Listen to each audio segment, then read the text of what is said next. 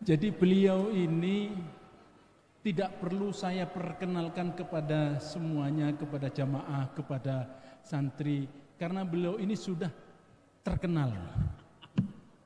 Terkenal sebagai ahli filsafat, sebagai akademisi, sebagai dosen, dan juga sebagai politikus, pengamat politik, dan juga sebagai tukang kritiknya rezim.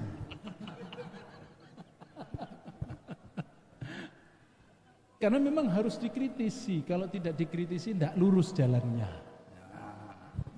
Perlu obat. Nah, obatnya beliau.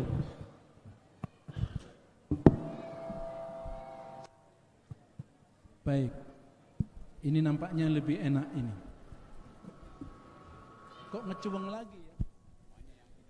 Banyak yang hidup ya.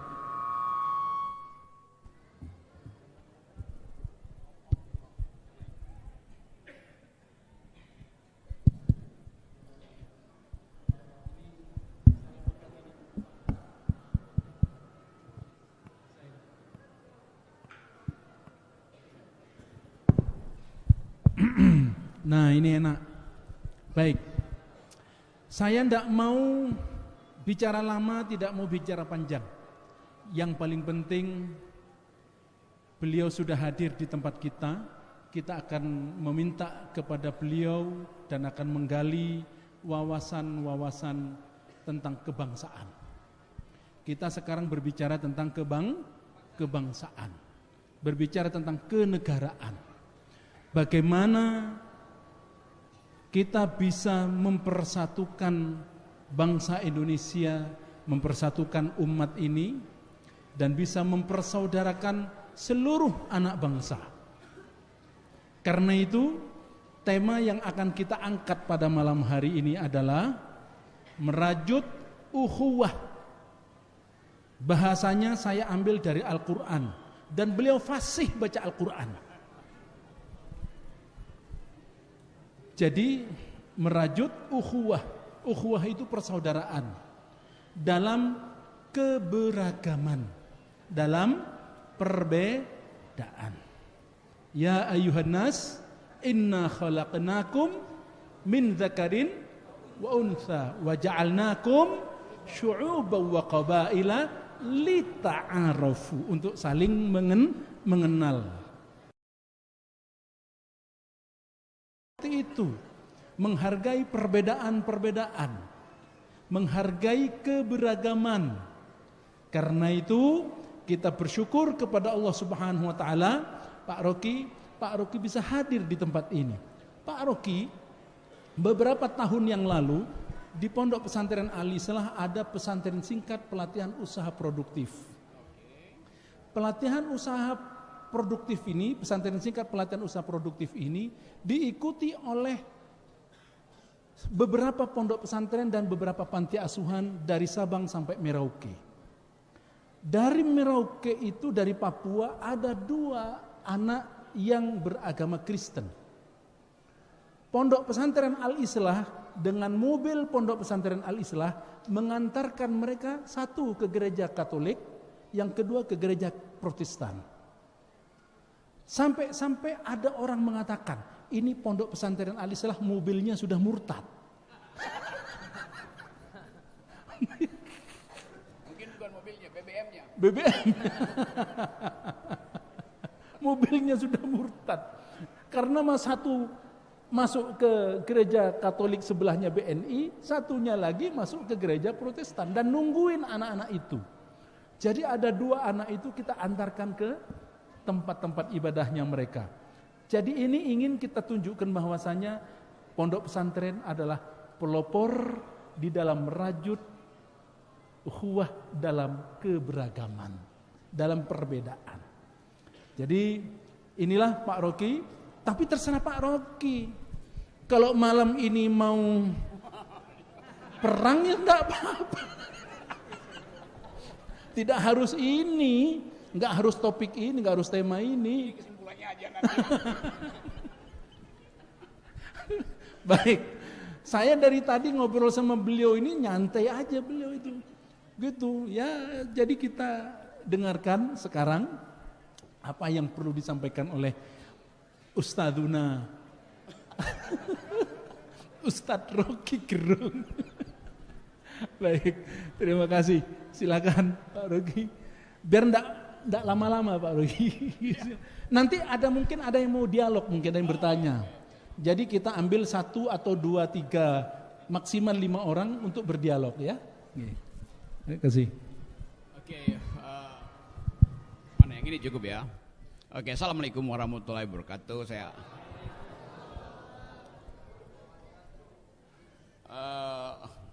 Nanti akan ada pertanyaan pasti kalau ini besok jadi berita di media massa tuh.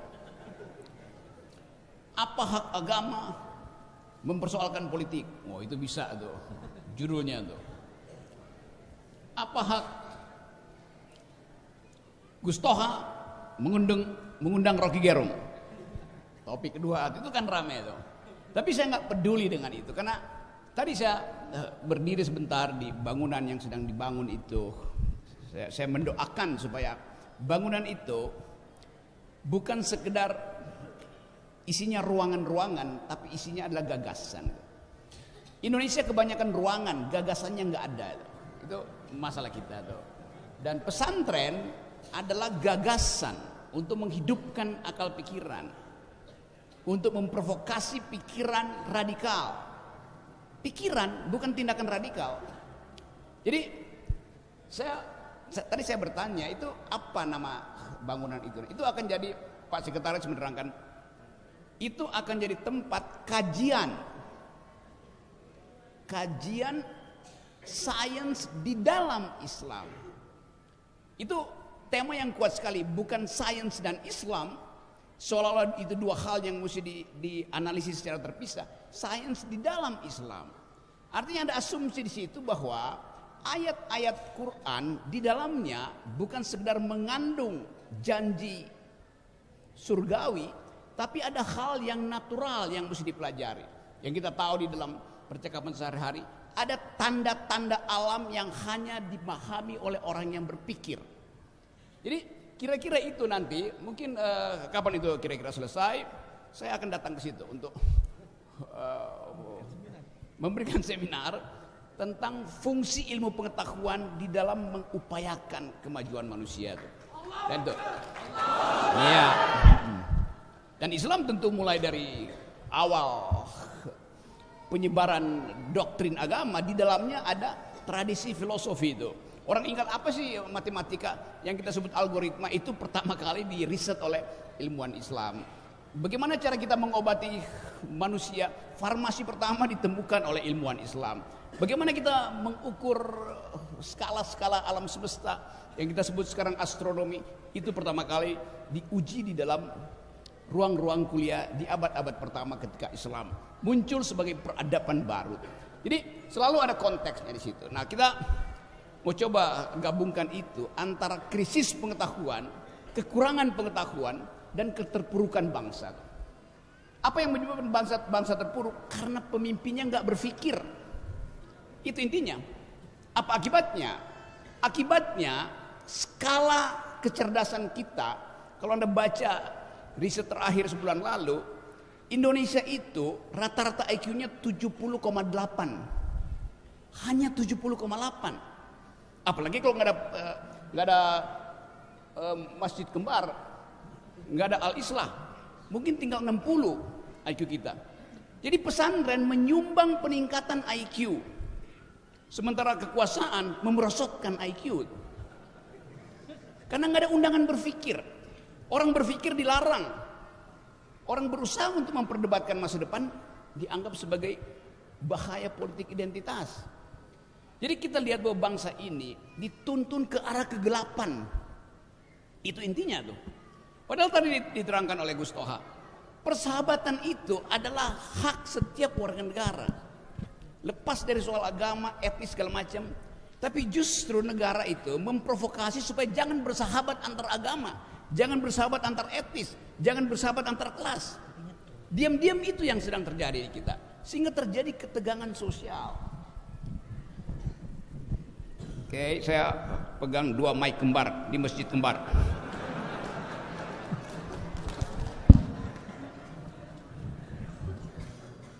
Bagian yang ingin paling enggak di dalam mungkin 1 jam ini kita ada semangat baru untuk tadi mengembangkan pikiran tentang kebersamaan berbasis perbedaan.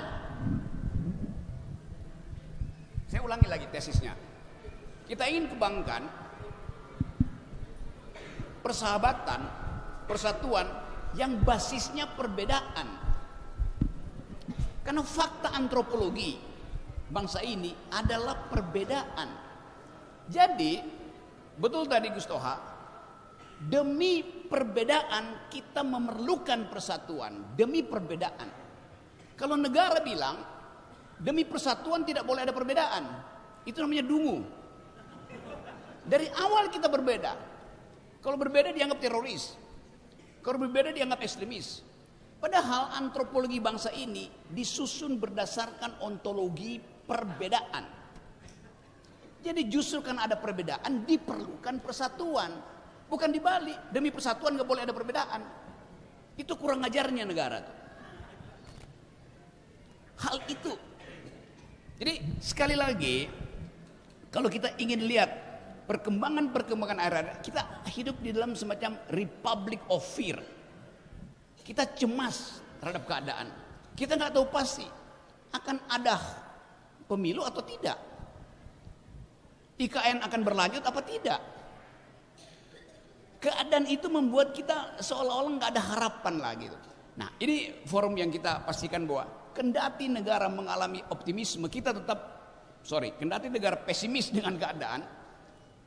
Karena setiap kali kita dengar krisis global, COVID segala macam itu menyebabkan negara akan menunda pemilu sangat mungkin. Menyebabkan pemerintah tiba-tiba memberlakukan hal yang sudah diharamkan oleh Mahkamah Konstitusi, yaitu Omnibus Law. Jadi sekali lagi kita mau putuskan malam ini bahwa di Bondowoso ada optimisme bangsa ini bisa ditemukan kembali. Apa yang mesti kita temukan? Akal pikiran. Nah, tema malam ini betul sekali. Kita apa tadi bahasa temanya tuh merajuk bukan hati, ada kata-kata hati itu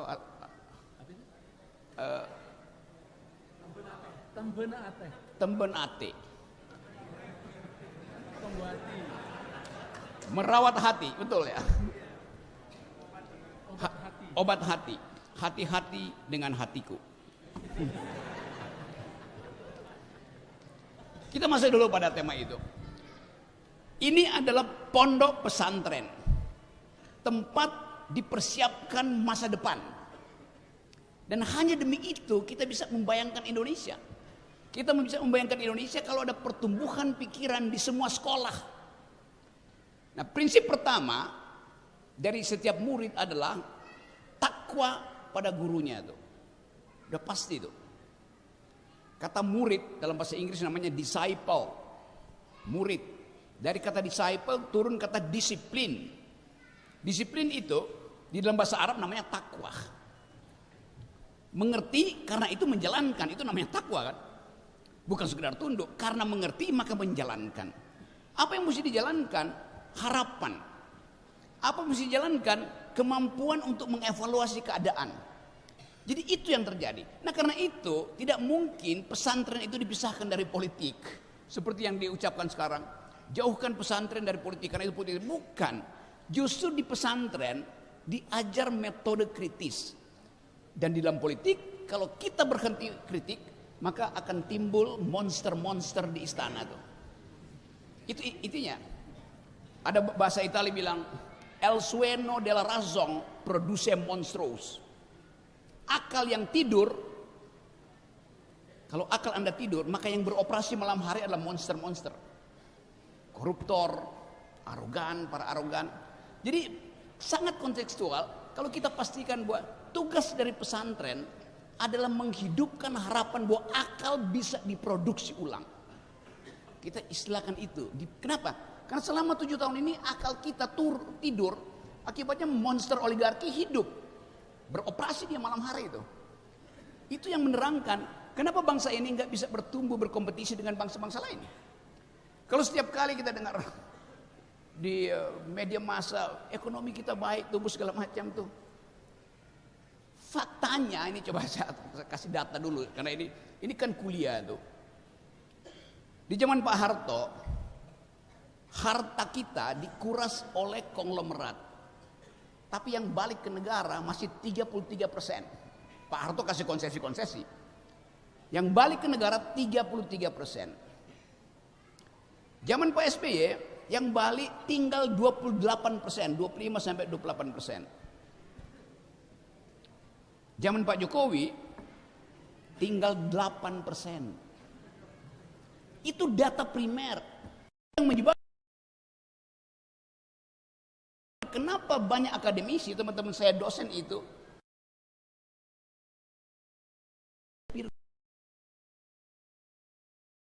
ojek.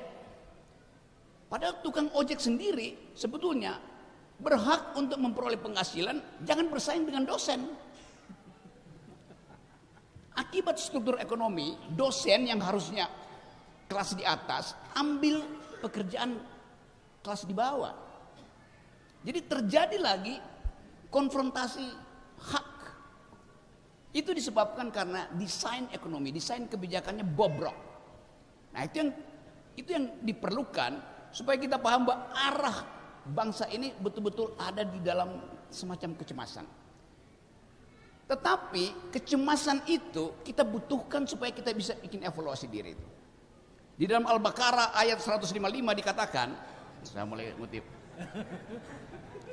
Kami akan memberikan ujian, akan memberikan tantangan, yaitu sedikit ketakutan, sedikit kecemasan, sedikit kemiskinan, supaya kita bisa berpikir bahwa kita diberi sepenuhnya oleh alam semesta kemampuan untuk mengatasi kecemasan itu, mengatasi ketakutan.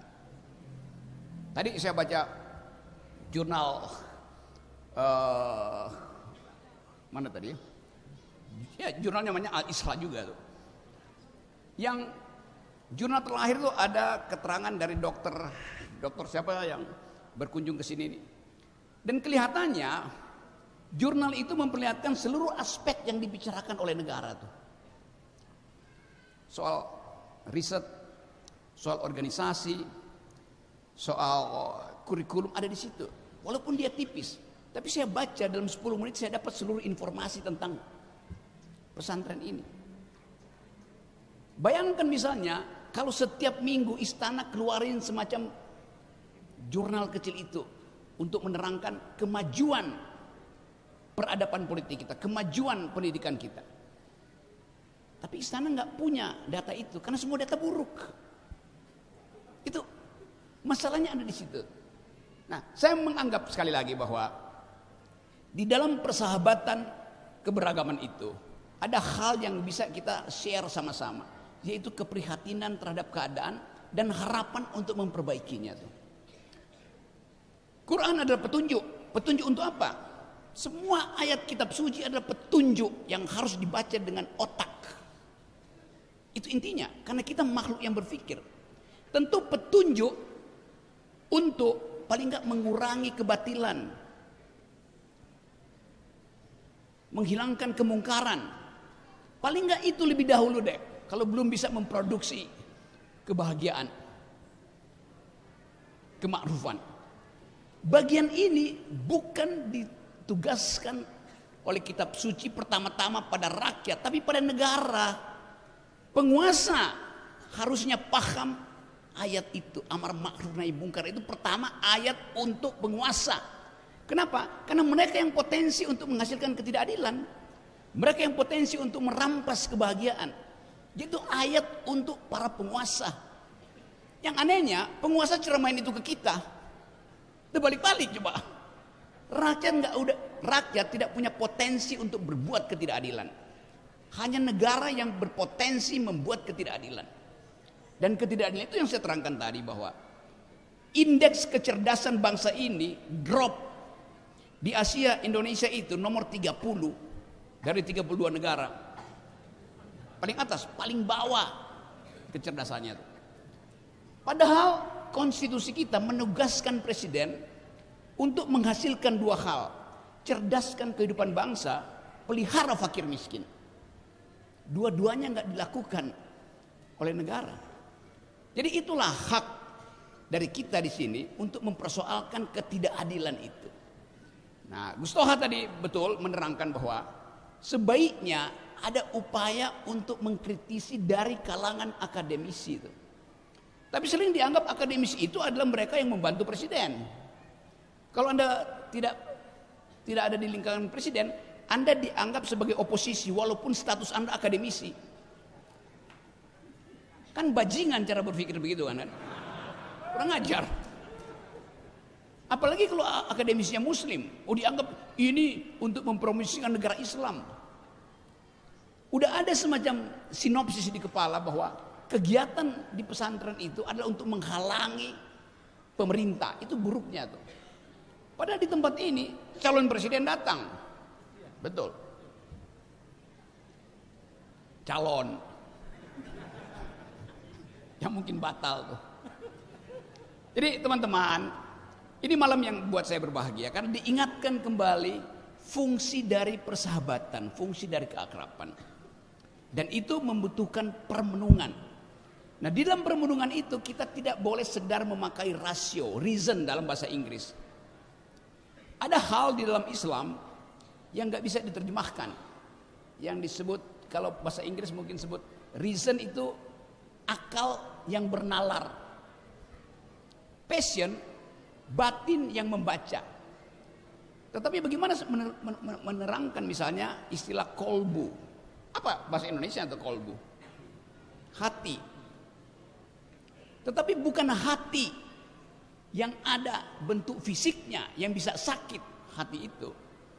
Tapi hati dalam pengertian mampu memikirkan wisdom. Itu namanya kolbu. Semacam percakapan antara reason dan passion, moderatornya adalah kolbu. Otak kita menghendaki pikiran rasional, matematis. Batin kita namanya passion, menghendaki hal yang emosional. Kolbu berupaya untuk memahami tegangan antara reason dan passion. Filosofi di dalam teologi muslim bilang begitu tuh. Kan itu susah untuk menerangkan bahwa ya sakit kolbu, nggak ada sakit kolbu. Yang ada sakit otak dan sakit jiwa. Kolbu adalah obat. Tempat ketika kita letih di dalam pikiran, kita berhenti dan minta kolbu itu bicara. Ketika kita emosi, kita berupaya tekan emosi itu, dan itu adalah hasil kerja kolbu. Bagian yang suci itu yang hilang dari bangsa ini. Kehilangan kolbu itu lebih bahaya daripada kehilangan akal dan kehilangan batin.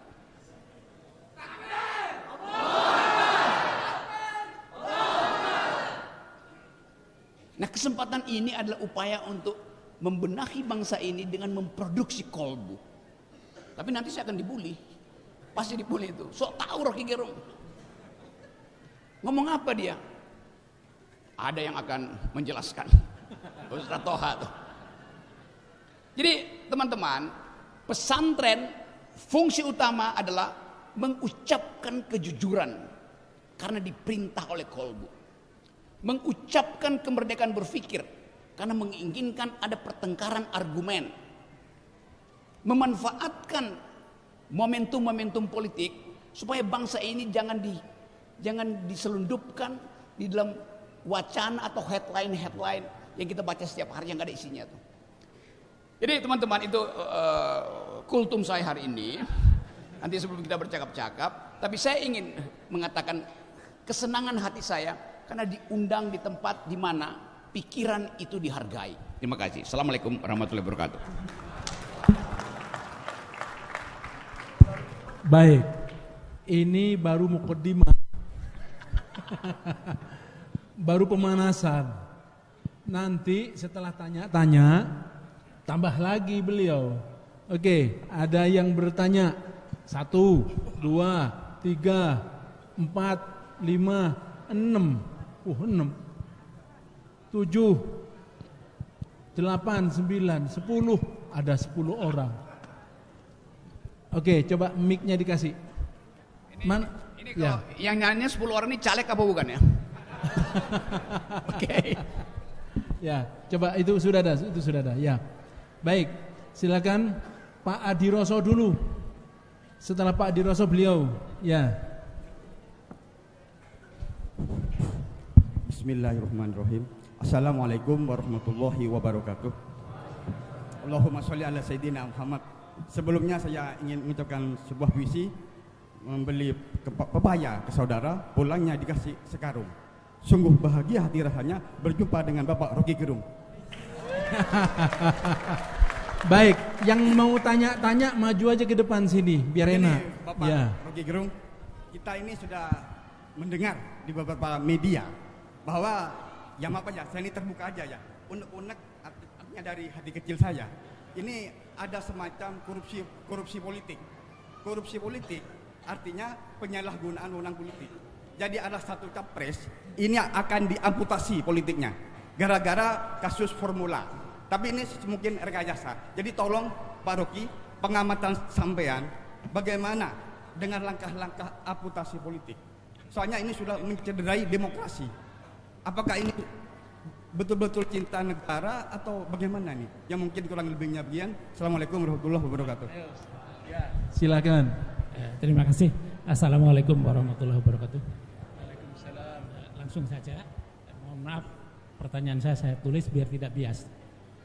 Pertanyaan yang pertama adalah, saya adalah pengagum beliau. Jadi beliau ini idola saya. Yang selalu tadi itu menyuarakan tentang kecerdasan, akal sehat, atau kebalikannya daripada kedunguan. Bahkan ketika acara Maulidan, beliau mengatakan, mengutip, Iqra, belajar. Yang tidak mau Iqra itu adalah orang dungu. Pertanyaan seriusnya adalah, mengapa, mohon maaf ini ya, mengapa Bung Rocky sendiri tidak bersikap cerdas? Dalam arti kata ragu-ragu atau malu-malu kucing untuk masuk Islam. Nah, ini adalah bentuk kasih sayang saya sebagai seorang pengagum kepada beliau. Karena tadi sudah disebutkan oleh Ustadz Habibie, ya ayyuhalladzina amanu udkhulu fisilmi kafah. Masuklah ke dalam hukum Islam secara keseluruhan. Di ayat yang lain disebutkan, wa may yabtaghi ghairal islami dina fala yuqbala minhu wa huwa fil akhirati minal khasirin. Jadi sehebat apapun yang kita lakukan, sebagus apapun yang kita lakukan, itu akan sia-sia karena tidak diridhoi oleh Allah menurut ayat tadi, Pak.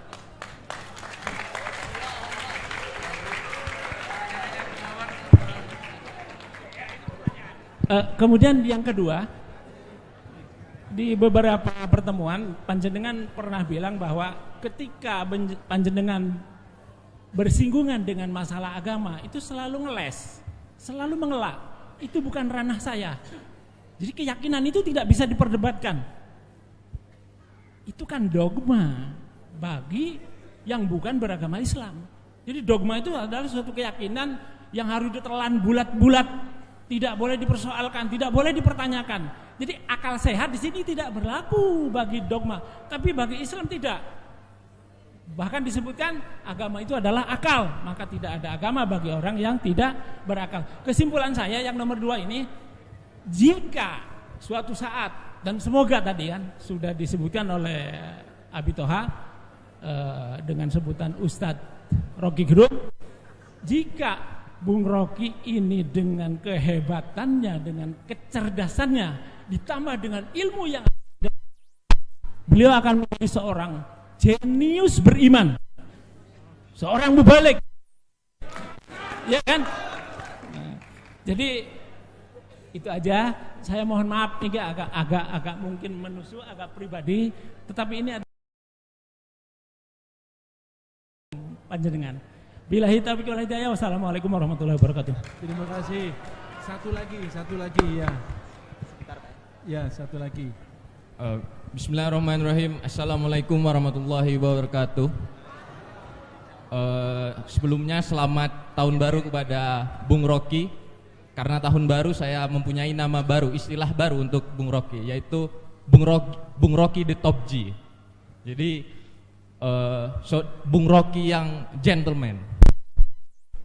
Tadi sempat menyinggung soal demokratisasi, dalam arti di setiap video yang saya sudah telusuri, sempat Bung Rocky itu mendefinisikan bahwasanya demokrasi itu punya definisi baru. Yang tadi awalnya dari rakyat oleh rakyat untuk rakyat, kemudian diformulasikan lagi dengan Top G ini, yaitu the governments of the reason should the governments by the people. Jadi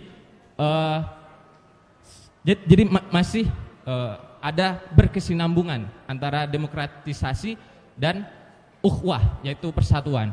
Pertanyaannya adalah bagaimana seharusnya the paradox of tolerance dari Karl Popper itu seharusnya bisa diperbaiki lagi hubungan antara beda agama, beda golongan, beda kaum.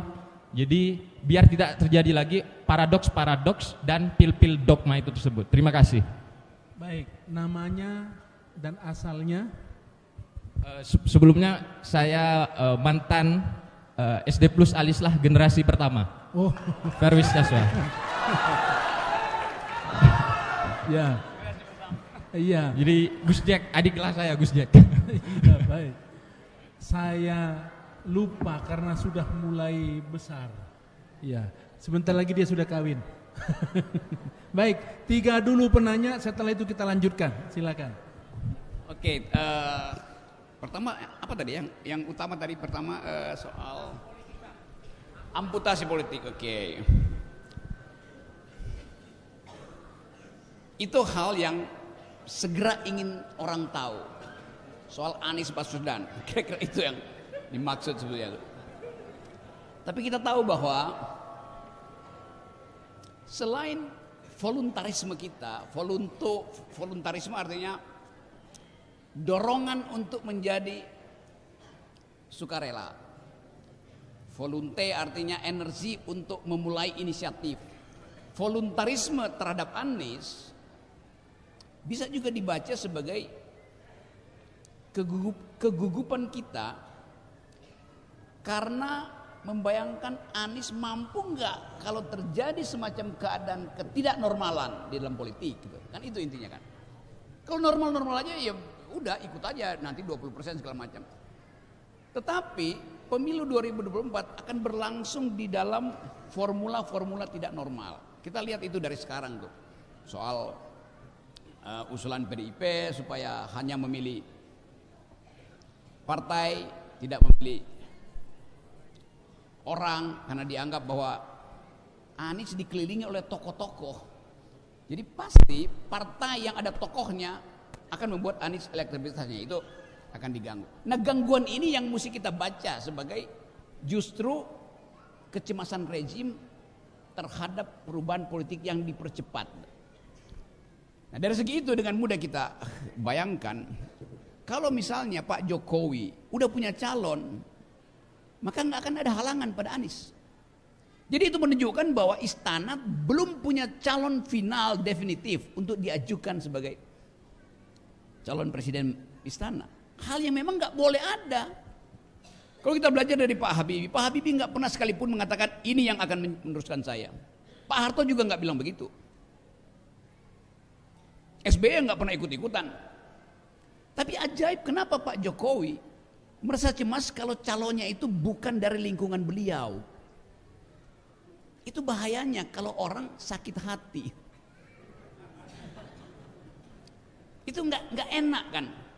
Kan Pak Jokowi udah mestinya berpikir sebagai negarawan. Saya percaya bahwa siapapun yang terpilih, dia akan menuntun bangsa ini ke arah kesejahteraan dan keadilan. Harusnya begitu ucapannya. Bukan kasih sinyal. Semua boleh ikut kompetisi, tapi saya lebih suka yang berambut uban. Itu bias itu. Kan itu intinya tuh. Jadi kita bikin counter argument sekarang bahwa tidak boleh presiden ikut campur di dalam urusan warga negara. Sama seperti Bapak tadi, tidak boleh urusan publik itu dipertanyakan, urusan privat dipertanyakan di forum publik. Mestinya WA aja saya. Karena itu akan jadi headline besok. Dan kita sibuk begituan. Lalu istana goreng. Rocky Gerung memanfaatkan pesantren, pura-pura masuk Islam. Kan bahayanya begitu. Itu masalahnya tuh, kepekaan itu. Yang saya pastikan tadi bahwa itu terkait dengan status kita di sini sebagai warga negara, warga akademis. Semua orang berharap kapan Pak Rocky dapat hidayah? Percepat dong. Loh, hidayah itu misteri. Bukan sesuatu yang diucapkan dan diniatkan dari pihak luar. Itu adalah keputusan kolbu tadi. Jadi dengan segala hormat pada kebaikan hati Bapak, saya mengerti suasana itu.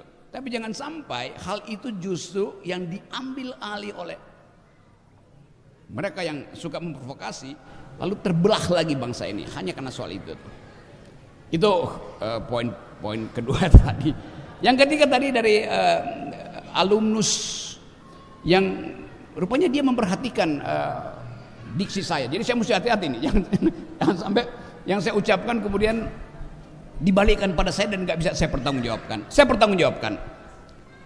Di dalam ilmu politik, demokrasi disebutkan pemerintahan dari rakyat, oleh rakyat, untuk rakyat. Sekarang ada pertanyaan tuh. Yang disebut sebagai pemerintah itu siapa? Yang disebut sebagai pemerintah demi rakyat itu bagaimana? Yang disebut pemerintah dari, oleh dan untuk rakyat itu akibatnya apa itu? Itu yang menyebabkan waktu pemilu kemarin saya bikin refleksi, masa orang sakit jiwa boleh ikut menusuk di kotak suara? Oh, dia warga negara, iya, tapi sebagai subjek hukum dia tidak lengkap untuk tadi menimbang kebijakan publik dengan kemampuan rasio, karena dia mengalami delirium, bahasa psikologinya delirium, ketidakmampuan untuk berpikir. Bahkan yang udah jadi presiden aja ketidakmampuan berpikirnya masih ada kok. Ini semua kita punya ketidakmampuan berpikir. Tapi ada standar yang kita sebut percakapan rasional tentang public policy. Karena itu saya ubah sedikit dengan mengingat banyak pelajaran filsafat politik, bahwa demokrasi itu bukan pemerintahan orang untuk orang, dari orang oleh orang, bukan. Demokrasi ada pemerintahan akal melalui pemerintahan orang. Tadi betul kutipannya, the government of reason through the government by the people. Jadi memang diperlukan pemerintahan orang yang berakal. Kita tambahin aja berakal sehat. Ada aja orang berakal tapi akalnya bulus. Nah, itu yang saya dorong sekarang, supaya percakapan politik dilakukan di wilayah di mana akal bisa diuji. Di mana itu? Di panggung dangdut? Nggak bisa akal diuji di panggung dangdut. Di pesantren akal diuji, di universitas akal diuji. Tapi justru di situ dilarang politik. Kan kontradiksi kan? Kita mau hasilkan pemimpin yang bermutu untuk tahu bahwa dia berakal apa tidak. Tapi presiden bilang jangan diskusi politik di kampus. Kalau BEM bikin diskusi politik, rektornya dijewer. Jangan percakapan politik di pesantren. Ngaco perpikiran itu tuh. Kalau begitu pertanyaan, apa kalau begitu yang akan dipercakapkan dan di mana? Di dalam spanduk-spanduk yang dipasang di seluruh Jawa. Terima kasih Jokowi. Terus ada potret Erick Thohir, Puan Maharani segala macam. Tapi saya nggak lihat mereka berdebat di forum akademis. Boleh aja pasang di situ. Tapi apakah poster yang gede itu sama dengan otak yang besar? Belum tentu. Kita ingin evaluasi perpolitikan kita. Karena itu undang setiap orang yang punya potensi untuk memimpin negara, bikin panel di sini, supaya kita tahu ini berpikir atau sekedar ingin mempertontonkan uang. Kalau ingin mempertontonkan uang, tunggu besok pagi. Lakukan serangan fajar. Jadi bagian itu, jadi itu penting kita ingatkan bahwa semua potensi untuk menghasilkan pemimpin harus difilter di tempat di mana pikiran dimungkinkan. Pesantren adalah sekolah. Sekolah artinya berpikir, berpikir artinya menguji. Pemimpin harus diuji. Bukan, kan pemimpin kita itu dia nyogok lembaga survei, tiba-tiba elektabilitasnya naik. Elektabilitas naik, intelektualitasnya turun. Moralitasnya ikut drop. Masa pemimpin intelektualitasnya nggak ada? Gugup untuk bicara, harus nyontek, dan nyontek pun gugup. Jadi bagian-bagian ini yang saya beritahu, saya kasih kritik pada semua orang itu. Nah, sekali lagi kita tunggu satu momentum politik di mana kita lihat Indonesia udah menemukan kembali otaknya. Indonesia udah kembali mampu berpikir. Kapan itu? Tergantung kita putuskan malam ini. Kita mau mempercepat pemilu atau kita mau menunda pemilu? Ya percepat aja sebaiknya. Supaya efisiensi di dalam kepanitiaan, yang kan ada KPU yang nggak tahu KPU itu ngapain tuh. Anggarannya berapa? 100 triliun dia minta tuh. Tapi fungsinya cuma nyiapin kotak suara, tidak melakukan pendidikan politik. Kalau ada pendidikan politik, kotak suara itu bikin aja begini, orang masukin di situ. Ragu nggak? Jangan ragu. Kalau orang beretika, nggak akan ada yang nyolong kotak suara itu. Dibikin baja pun dicolong orang dan dimanipulasi di dalam komputer kan. Jadi publik harus dibuat percaya bahwa demokrasi itu harus dihasilkan dengan perdebatan intelektual. Itu intinya. Terima kasih. Baik, selanjutnya ya, ini di sini barusan 1, 2, 3. Ya, sebentar. Nanti ada sesi ketiga ya. 3 orang apa 5 orang, Pak Rogi? 3 ya, 3 ya, 3 ya. Assalamualaikum warahmatullahi wabarakatuh. Saya selalu mengikuti apa yang sering disampaikan oleh. Mohon sebut nama asal. Oh ya, mohon maaf. Nama saya Muhammad dari Situbondo. Ya, Situbondo.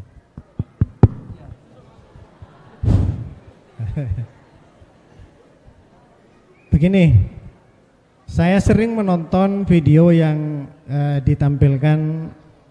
menampilkan Pak Rocky Gerung. Saya pengagum berpikirnya, kemudian cara menyampaikannya, saya salut sekali. Bung Rocky ini sering menyampaikan ayat Al-Quran, sering yang disampaikan. Bahkan di sana surat pertama diturunkan, Iqra. Nah, baca, biar pinter baca. Kalau tidak baca, dungu, kan itu. Kemudian sering disampaikan demikian, bagaimana mengasah otak, bagaimana mempergunakan otak ini, akal pikiran ini. Sehingga di dalam Al-Quran banyak disebutkan, walaqad dzara'na li jahannama katsiran minal jinni wal ins. Dan sampai terakhir ya, di akhir ayat itu disampaikan, ulaika kal an'am balhum adall. Jadi orang yang tidak menggunakan akal pikirannya, matanya, pendengarannya, mereka itu seperti binatang. Bahkan mereka lebih sesat daripada binatang. Nah, dalam hal ini seringkali kita mendengar bahwa tokoh kita, ulama kita dilarang melakukan politik. Hingga itu katanya mau mencemari agama. Ada semacam ketakutan di tengah masyarakat kita bahwa Islam ini akan muncul. Pemikiran Islam ini akan muncul. Sehingga terjadilah pembentukan Islamofobia. Orang takut terhadap Islam sendiri. Nah, hal-hal seperti ini dimakan mentah-mentah oleh umat Islam sendiri. Bahkan ada tokoh dicurigai, ada seperti ini dicurigai, ada tampil dengan kecerdasannya teroris, tampil dengan kecerdasannya dibilang anti Pancasila. Nah, pertanyaan saya, bagaimana mengatasi persoalan ini di negara kita? Bahkan di sini adalah mayoritas Islam. Kenapa kapasitas Islam ini tidak diberi ruang untuk mempergunakan haknya sehingga tidak selalu dikebiri? Terima kasih. Assalamualaikum warahmatullahi wabarakatuh. Assalamualaikum warahmatullahi wabarakatuh. Baik, langsung kepada pertanyaan. Sebut nama asal. Assalamualaikum warahmatullahi wabarakatuh. Saya Ikramullah dari Situbondo. Saya sangat mengidolakan Profesor Rocky Gerung ini. Prof Rocky ini terkenal selalu mengkritisi pemerintah.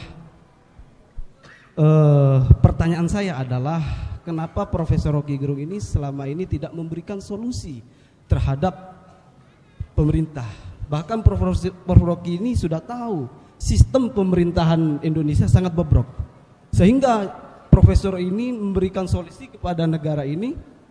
Otomatis UUD 45 alinea keempat salah satunya adalah mencerdaskan kehidupan bangsa ini bisa dilaksanakan dengan kelebihan intelektual Profesor Rocky Gerung ini. Terima kasih. Assalamualaikum warahmatullahi wabarakatuh.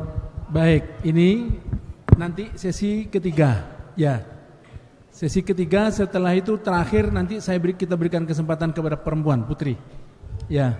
Assalamualaikum warahmatullahi wabarakatuh. Selamat malam untuk Bung Rocky.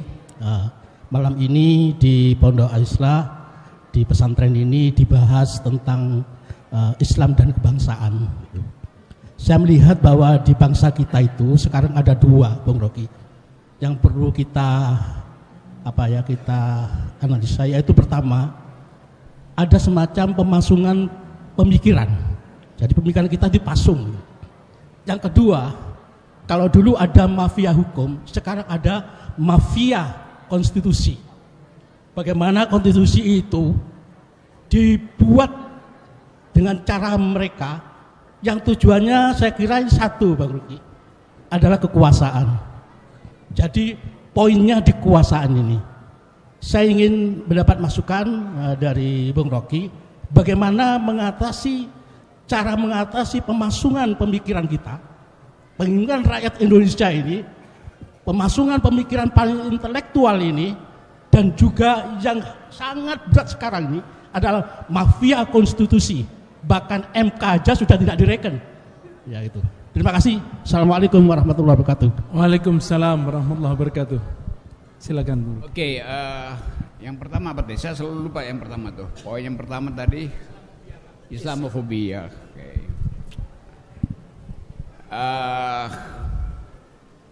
Kalau ada hal yang bisa kita pertengkarkan tentang kebijakan publik, maka yang pertama-tama mesti lakukan memulai pembicaraan kritis adalah partai oposisi itu. Kan itu intinya. Siapa partai oposisi? Nggak ada. Jadi karena nggak ada, saya ambil alih itu. Lalu dia bilang tadi, solusinya apa itu? Saya pernah evaluasi, 80% kabinet itu buruk. Maka saya bilang, solusinya ganti 80% menteri itu.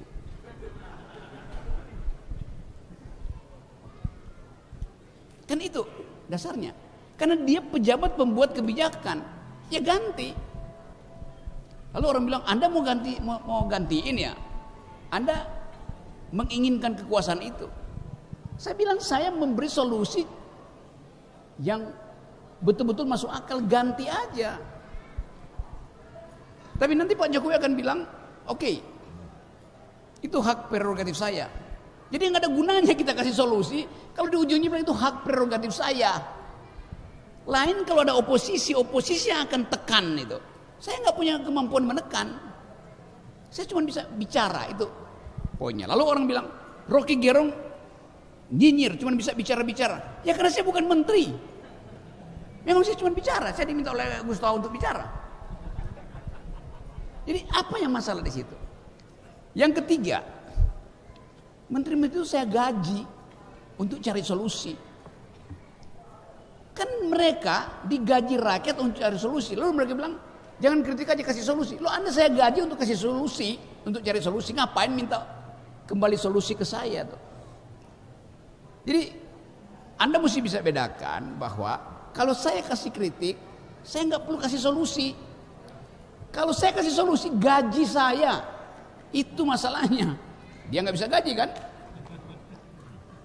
Fairnya begitu.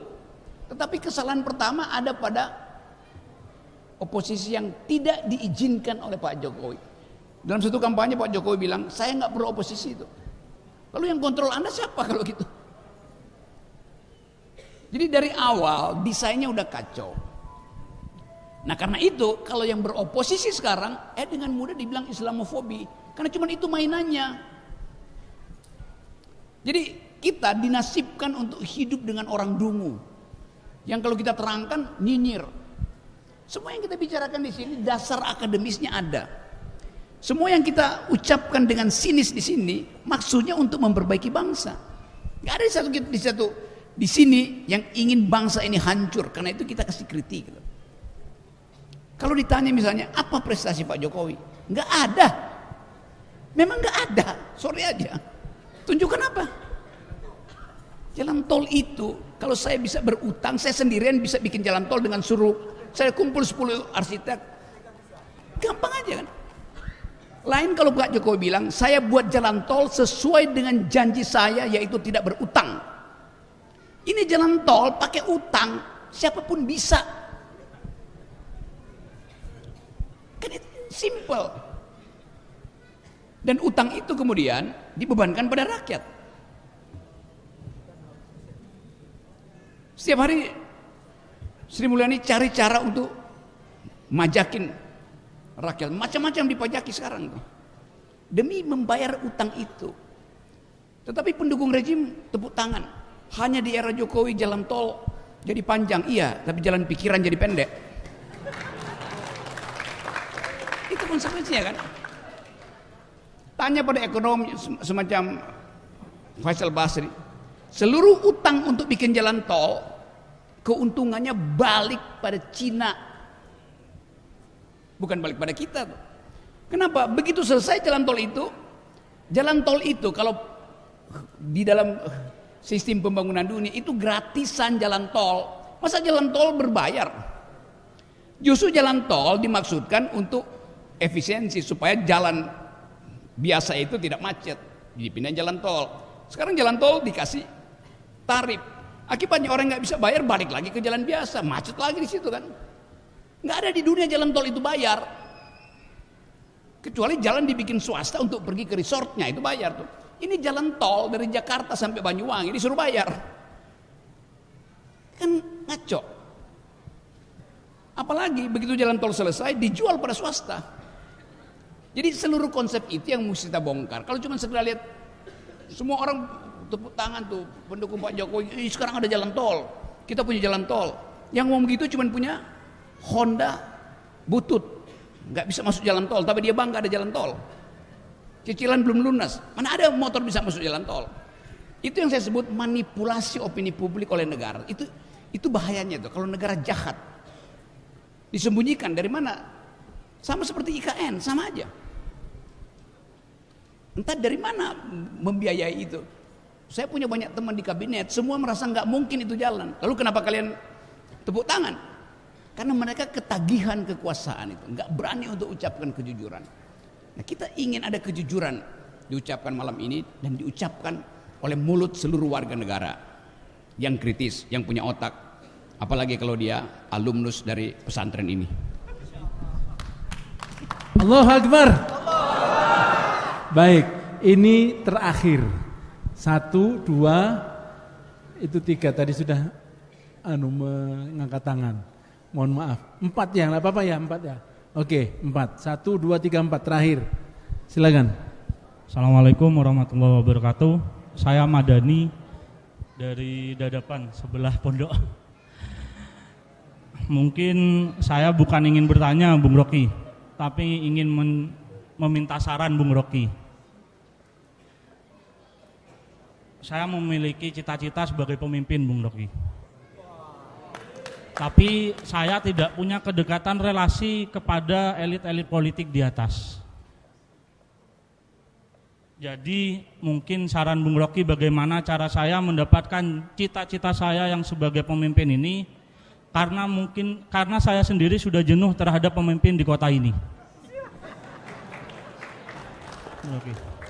Ini yang kedua, Bung Rocky tadi pernah bilang yang pertama itu gedung itu negara ini dibentuk bukan hanya sebagai ruang-ruang saja, tapi yang diinginkan itu agar terciptanya gagasan untuk kemajuan negeri ini.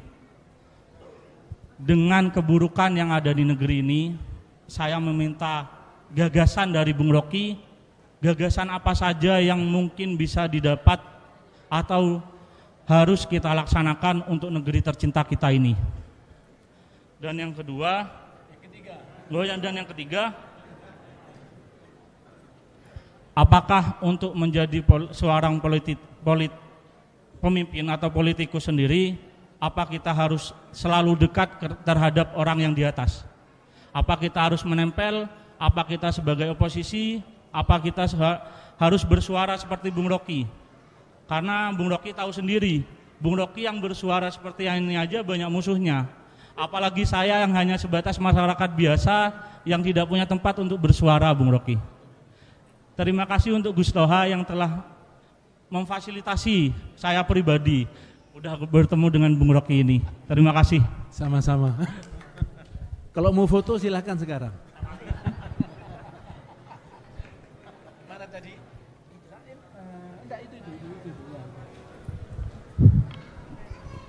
Ya silakan.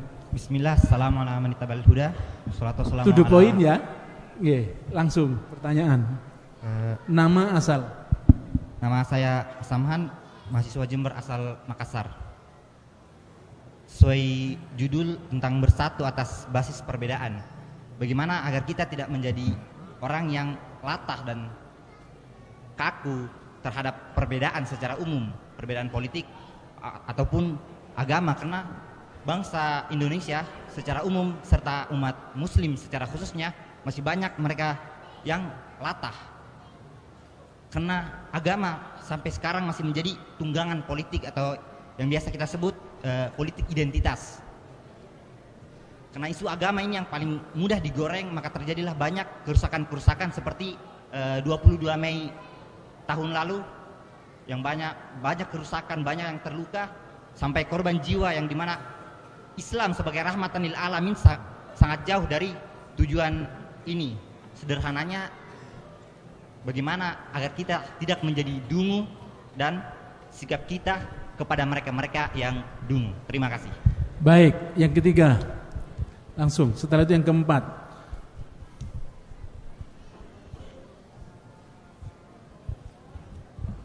Bismillahirrahmanirrahim. Perkenalkan, nama saya Zayan Farastaki Muhammad, asal Jember di kampus Uinhas Jember.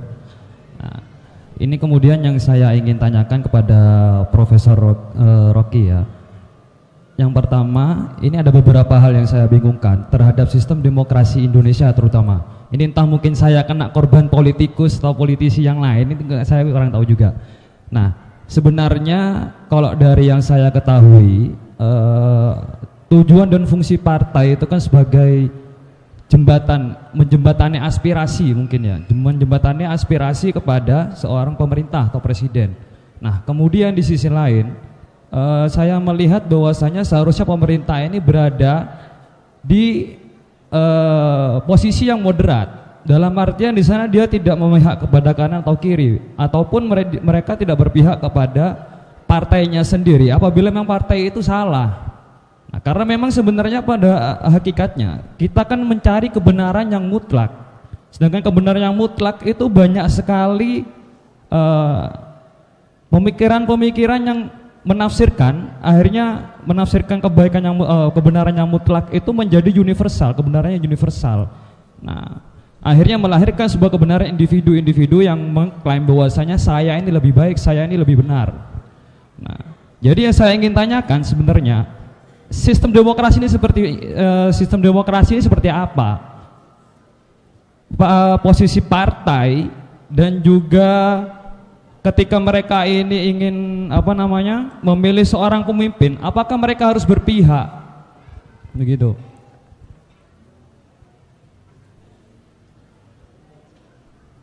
Karena memang seperti yang kita lihat pemilu ke depan, bahwasanya ada juga yang ingin mengusungkan Ganjar katanya, ada yang Anies, ada yang ini dan lain sebagainya.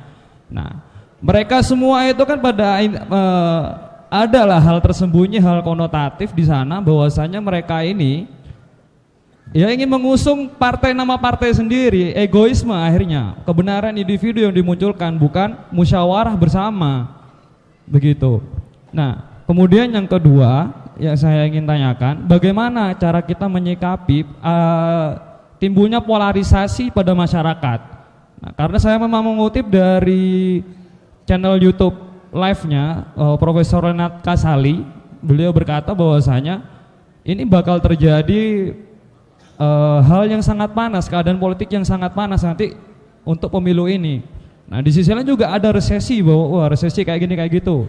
Nah, saya juga, pertanyaan yang ketiga, kemudian saya lihat bahwasanya adalah beberapa dari Menteri Keuangan Sri Mulyani, beliau waktu bulan Desember itu beliau sempat melaporkan keuangan negara, APBN negara. Nah, itu sekitar 400 miliar kalau nggak salah. Nah, akan tetapi PDB Indonesia itu sekitar 200 miliaran. Nah, ini kan akhirnya nggak sinkron antara PDB dengan anggaran APBN negara. Nah, sekitar 200 miliaran itu buat IKN dan 200 lainnya pendidikan dan sebagainya. Nah, saya pikir ini nggak masuk akal. Nah, ini bagaimana cara kita menyikapinya juga. Nah, mungkin seperti itu. Terima kasih. Baik, terima kasih. Yang keempat. Tadi ada yang minta diwakili oleh satu orang dari perempuan. Yang mewakili perempuan ada namanya Pak Aris Maya. Ya, silakan. Oke, baik, terima kasih. Assalamualaikum warahmatullahi wabarakatuh. Perkenalkan, saya Taufik Rahman. Pada kesempatan kali ini mungkin saya menyambungkan sanad saya gitu kepada Pak Rocky, karena sebelumnya dosen pengampu saya juga dosen bimbingan dari Pak Rocky, sehingga saya berterima kasih kepada Abi telah mendatangkan Rocky Gerung ke Masjid Kembar gitu, Pak Rocky. Nah, pada kesempatan kali ini saya ingin karena saya mengikuti beberapa video dari Pak Rocky dan aktif semenjak beberapa tahun yang lalu, dan saya kaitkan dengan apa mukadimah yang disampaikan oleh Pak Rocky. Pertama, tadi menyampaikan bahwa kita kekurangan atau EQ kita itu menurun atau drop gitu. Tapi satu sisi kita atau dalam penyampaian Pak Rocky surplus informasi, sehingga pada kondisi ini ada semacam kekurangan ide-ide yang harus kita eksekusi gitu. Nah, pertanyaannya bagaimana menumbuhkan ide-ide tersebut. Yang kedua, bangsa ini adalah bangsa yang latah, Pak Rocky. Ketika satu informasi atau sesuatu yang viral itu langsung ditunggangi. Hal yang sederhana misalnya lato-lato yang sekarang kan, Istana Merdeka sekarang mulai main lato-lato. Bisa saja nanti ada yang dijadikan jargon untuk 2024 misalnya dari viralnya lato-lato ini. Pertanyaannya adalah, apakah bangsa ini memang dibentuk menjadi bangsa yang latah, atau memang pada rezim ini saja gitu, apa yang viral itu bisa ditunggangi, dan kaitannya dengan surplus informasi tersebut. Yang ketiga, langsung saja saya ingin tembak Pak Rocky saja, point of view-nya Pak Rocky untuk 2024. Gitu saja, terima kasih. Baik, Pak Aris. Ya, silakan. Pak Aris ini, Pak Rocky, beliau adalah Sekjen Sobat Anies Pusat dari Jakarta. Sekjen Sobat Anies. Langsung.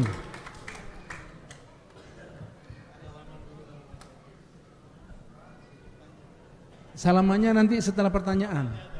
Ya, setelah bertanya.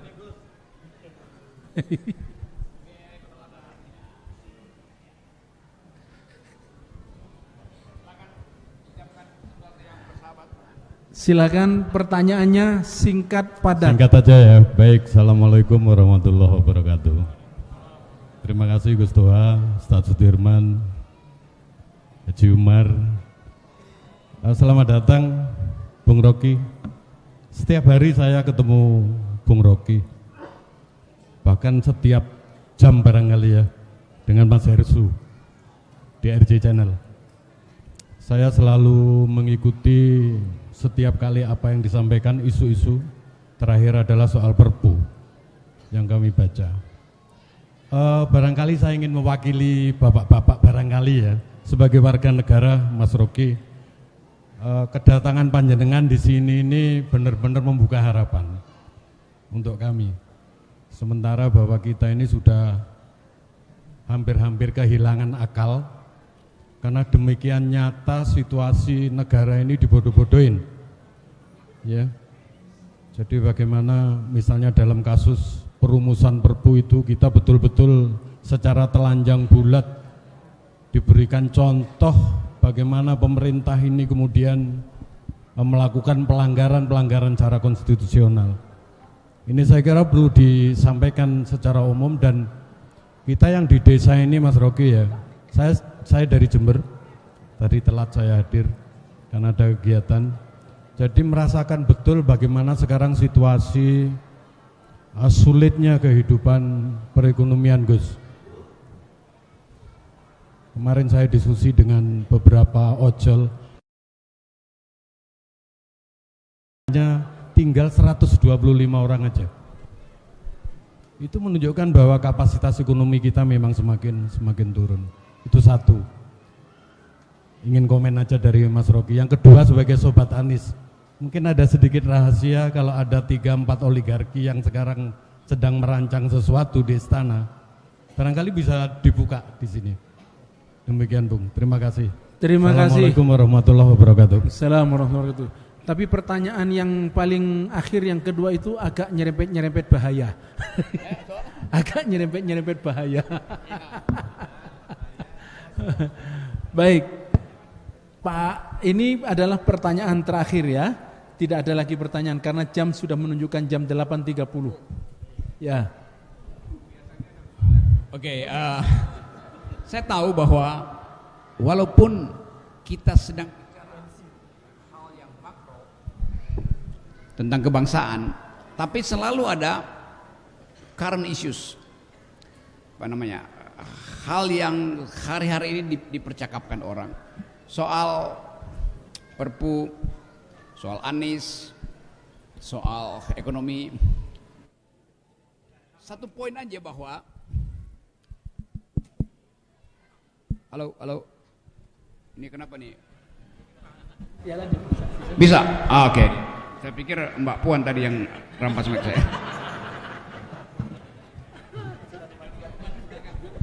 Ada ketegangan politik. Seluruh gejala yang kita bicarakan hari ini menunjukkan ada ketegangan politik. Karena itu ada Perpu tadi, dan saya udah bahas berkali-kali soal Perpu itu. Kan dasar dari Perpu adalah kegentingan yang memaksa. Kalau kita tanya pada Presiden, yang mana kegentingan yang memaksa? Presiden bilang itu soal perang Rusia-Ukraine. Jadi nggak ada alasan yang konkret. Belakangan kemudian Wakil Presiden bilang kegentingan yang memaksa adalah kepentingan kepastian hukum dari penanam modal. Kok beda Presiden dan Wakil Presiden? Kita tanya lagi pada Saudara Bahlil, dia bilang kegentingan yang memaksa adalah 1.200 triliun yang antri untuk masuk Indonesia tuh, investor asing. Jadi yang mana kegentingan yang memaksa tuh? Ukraina, Rusia itu 2 minggu ini Rusia udah minta supaya ceasefire. Ini mana kegentingannya? Orang gencatan senjata kok. Lain kalau Rusia itu udah bombardir Ukraina, dan akibat bombardemen itu NATO pasang kembali senjata nuklirnya diarahkan ke Moskow, baru ada kegentingan. Nah, ada kegentingan di situ dan jauh sekali itu. Lalu Bahlil bilang 1.200 triliun potential loss Kalau undang-undang Omnibus Law itu tidak diperpukan tuh. 1.200 triliun itu di mana? Ada MOU. Oh, itu Memorandum of Understanding, itu bukan deal bisnis. Itu bukan kesepakatan, itu MOU kok. Oke, saya mau masuk. Jadi norak keterangan itu tuh. Nggak ada kegentingan yang memaksa dari 1.200 triliun yang masih angan-angan. Di mana kegentingannya? Lain kalau misalnya investor asing taruh 1.200 triliun di Indonesia per hari ini, cashnya ada di rekening Menteri Keuangan, lalu mereka tuntut kepastian investasi dijamin oleh undang-undang Omnibus Law. Itu namanya kegentingan memaksa. Ini dia belum masuk. Kan namanya MOU kan nggak ada akadnya di situ. Jadi ditipu. Nah, karena itu saya katakan ini bukan kegentingan yang memaksa, tapi memaksakan kegentingan supaya ada alasan untuk menekan hak buruh. Jadi kalau dibilang Indonesia nggak ada uang surplus. Mungkin sekarang ada 400 triliun di kas negara. Kenapa nggak diturunkan? Kenapa Presiden bilang nggak ada uang? Karena itu kita mesti undang investor asing. Sangat mungkin uang itu akan dipakai tahun depan untuk beli suara. Jadi kita mesti mencurigai akhirnya seluruh kebijakan negara kita harus curigai, kita nggak bisa manggut-manggut. Karena tadi nggak ada partai oposisi. Kalau ada partai oposisi kita tidur-tidurnya aja tuh, karena oposisi akan bekerja mengawasi pemerintah. DPR bilang dia adalah watchdog-nya pemerintah. Kenapa dia menggonggong ke rakyat? Dia nggak menggonggong kepada presiden. Mana suara DPR tentang Omnibus Law? Semua partai di situ setuju Omnibus Law, kecuali PDIP, Demokrat dan PKS.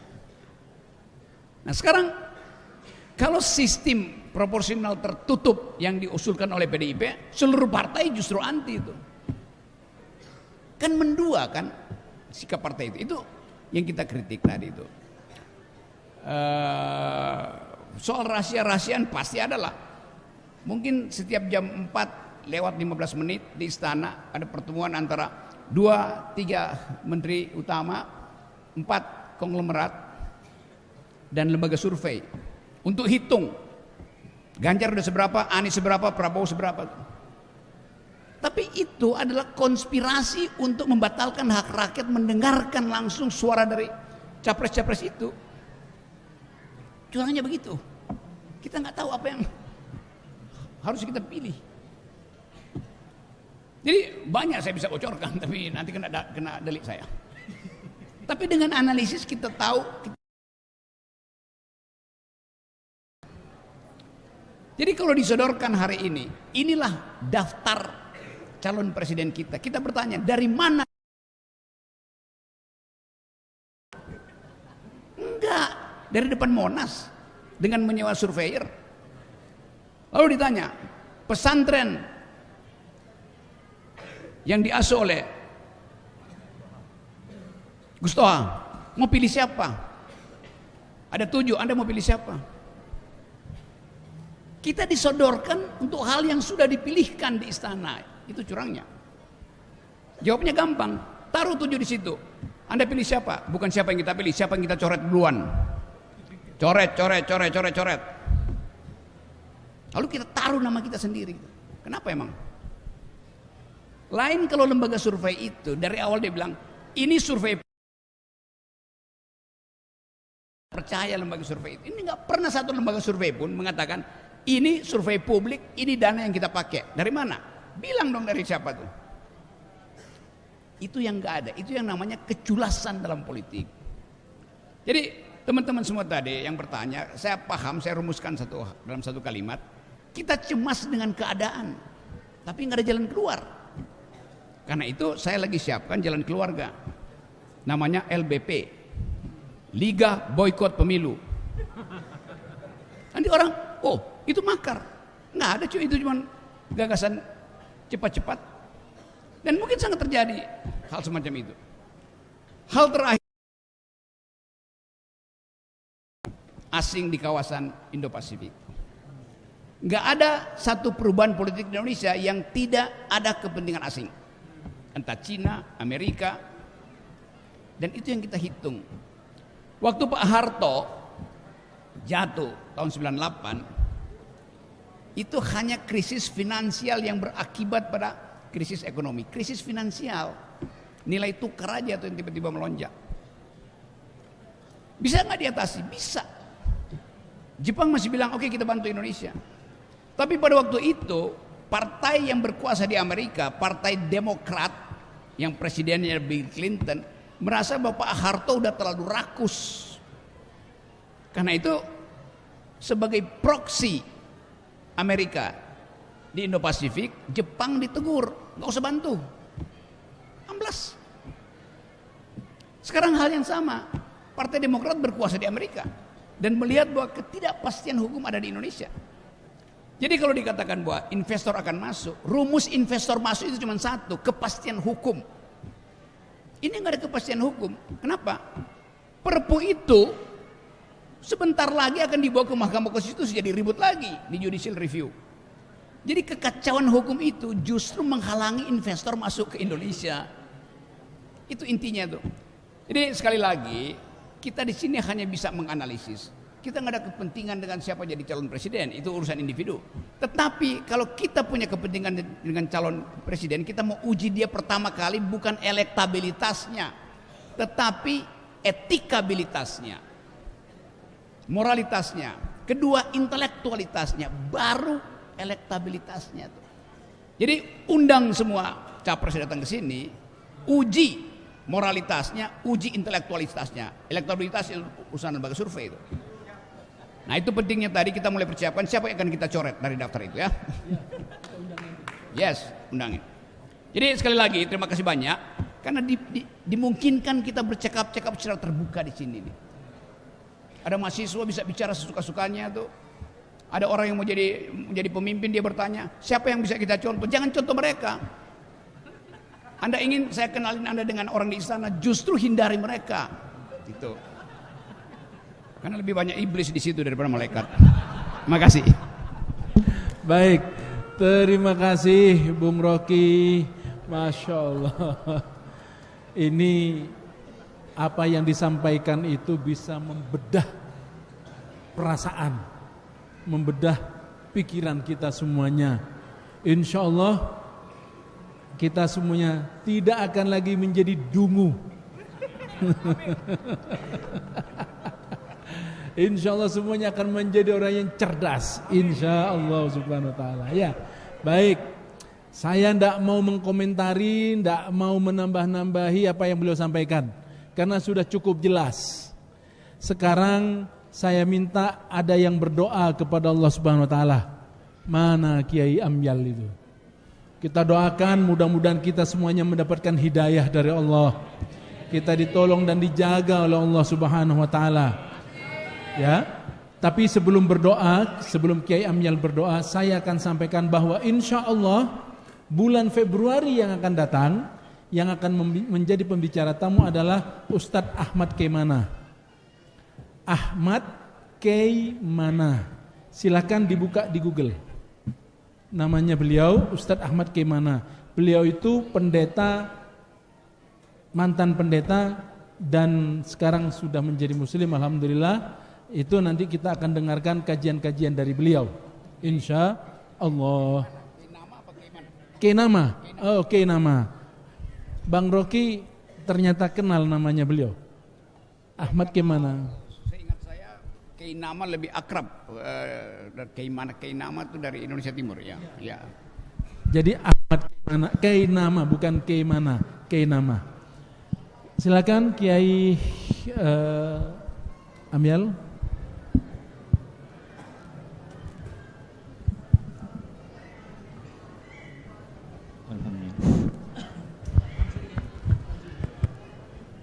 Namun sebelumnya semua yang hadir ini sayang semua sama Bung Rocky, sehingga mudah-mudahan katanya yang hadir di belakang pulangnya dari sini Bung Rocky bisa apa bisa masuk Islam dengan kafah. Ini semuanya sayang semua. Saya yakin yang hadir di sini sayang dan eman. Kenapa? Akal sehatnya itu yang disambur apa? Yang diperlukan sehingga bisa merubah keadaan. Mudah-mudahan semuanya berubah. Ya amin. Alhamdulillahirabbil alamin. Hamdan yuwafiqu ni'amah wa yukafi mazidah ya rabbana lakal hamdu kama yanbaghi li jalali wajhikal karim wa 'azimi sultanik. Allahumma shalli wa sallim ala sayyidina wa din salatan tunjina biha min al-ahwali wal ahwal wa taqina biha ya Allah jami'al hajat wa huna biha min jami'i sayyi'at tarfa'una biha indaka 'ala darajat wa tuballighuna biha aqsar ghayati min jami'il khairat fil hayati wa ba'dana. Allahumma ahsin aqibatana fil umuri kulliha wa ajirna min hazzid dunya wa 'adzabil akhirah. Allahumma ahsin aqibatana fil umuri kulliha wa ajirna min hazzid dunya wa 'adzabil akhirah. Allahumma ahsin aqibatana fil umuri kulliha wa ajirna min hazzid dunya wa 'adzabil akhirah. Allahumma ya Allah inna nastahfiduka wa nasta'minuka dinana wa anfusana wa ahlana wa awladana wa amwarana wa kulla syai'in ata'tana. Allahumma ij'alna wa iyyahum fi kanafika wa amanika wa iyadika min kulli syaitanin mari jabbarin wa dha'inin wa dhibaghin wa hasidin wa zalimin wa sahirin wa min syarri kulli dhi syarrin. Allahumma jammilna bil afi wa salamah wa haqiqna bit taqwa wal istiqamah wa a'idhna min wajibatin nadama innaka nishmadir. Allahumma atti'na bi asma'ina wa absarina wa quwwatina ma ahyaytana waj'al waritha minna waj'al sarana 'ala man zalamana wansurna 'ala man adana wansurna 'ala man adana wansurna 'ala man adana wa la taj'al musibatana fi dinina wa la taj'al musibatana fi dinina wa la taj'al musibatana fi dinina wa la taj'al ad-dunya akbar hammina wa la ba'ina wa la tusallit 'alaina bi dhunubina man la yakhafuka wa la yarhamuna. Rabbi yassir wa la tu'assir bi tammim bil khair. Rabbi yassir wa la tu'assir bi tammim bil khair.